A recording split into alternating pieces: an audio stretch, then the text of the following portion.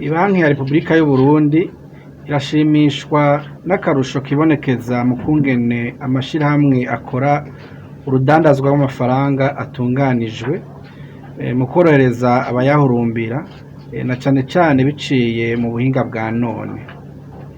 Iryo tunganywa rishasha ry'ibikorwa vy'ayo mashirahamwe riza risahiriza ivyahahora kandi biragaragara ko ryorohereza imirimo y'abenegihugu kugira hashobore kuriha ibikenerwa mu buzima bwa misi yose eka no kurihana hagati y'abikorera ivyabo. Mu ntumbero yo gutera intege utwo twigoro twakozwe, kugabanywa ikoreshwa ry'amanoti, guteza imbere igisata c'urudandazwa rw'amafaranga mvamakungu na cane cane kurwanya amatungo avuye mu vyaha no kurwanya iterabwoba, Ibanki nkuru y'igihugu iramenyesheje aba mu Burundi n'abakorera bose mu Burundi ingingo zikurikira. Ubwa mbere, ishigwaho ry'urugero ntarengwa mu ikoreshwa ry'amanoti. Nyen'ikonti wese mw'ibanki no mw'ishirahamwe rito rito ryo kubika no kubikura microfinance ashobora kuva kw'igenekerezo rya 16/0 umwaka wa 2023 kubikura mu manoti amahera atarenze imiliyoni 15 z'amafaranga y'amarundi ku musi kandi ntarenze kubikura amafaranga y'amarundi imiliyoni 100 ku kwezi. Bwa kabiri, kubika mu manoti kuri konte yiwe imiliyoni 20 ku musi z'amafaranga y'amarundi biremewe, ariko ayarenze urwo rugero kuva inyuma y'ukwezi, ni ukuvuga kuva kw'igenekerezo rya 15 Ruhuhuma umwaka wa 2023 kubika mu manoti amahera arenga imiliyoni 20, nyene konti azobanza kwerekana iyo ayo mahera yaja ava kandi hisungwe imirimo akora kugira yakigwe. Ku vyerekeye amakonti y'amafaranga mvamakungu, hakurikizwa ingero zingana n'ayo mafaranga y'amarundi zivuzwaho hejuru ku giciro ayo mafaranga mvamakungu avunjwaho ku munsi gitangwa n'Ibanki nkuru y'igihugu.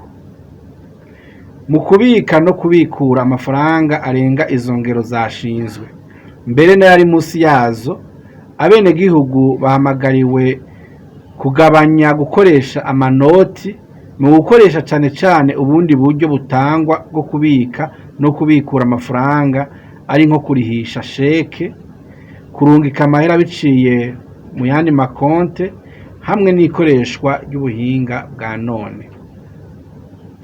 Ibisabwa amashirahamwe agira urudandazwa rw'amafaranga mvamakungu, le bureau de change. Ku bijanye n'amazu agura kongera akagurisha amafaranga mvamakungu, Ibanki ya Repuburika y'u Burundi iramenyesheje abenegihugu ko imaze kwakira amadosiye 18 y'abasaba kwemererwa gukorera muri ico gisata. Muri ayo madosiye 4 ntakwije ibisabwa, ntarakwiza ibisabwa, 2 ariko arakogwa, nayo amazu 6 aramaze kuronka uruhusha rw'ifata kibanza wo kwitegurira gukora. Ayo ni Empire Forex Bureau, Global Forex Bureau, Jimbere Forex Bureau, Trust Forex, Ola Forex, Triumph Forex, hamwe n'abiri amaze kwemererwa gukora ku mugaragaro. Ayo nayo ni Isa Face à Face Forex hamwe na Forex Isa Face à Face Forex Exchange et Special Forex. Ku vyerekeye igurwa n'igurishwa ry'amafaranga mvamakungu, Ibanki nkuru ya Repuburika y'u Burundi iramenyesheje ko ayo mazu amaze kwemererwa gukora ko arekuriwe kugurisha amafaranga yisunze igiciro yayaguzeko hatarengejwe ibice 2% ufatiye ku giciro bayaguzeko. Ivyo vyose bigakorwa hisunzwe amategeko agenga ico gisata.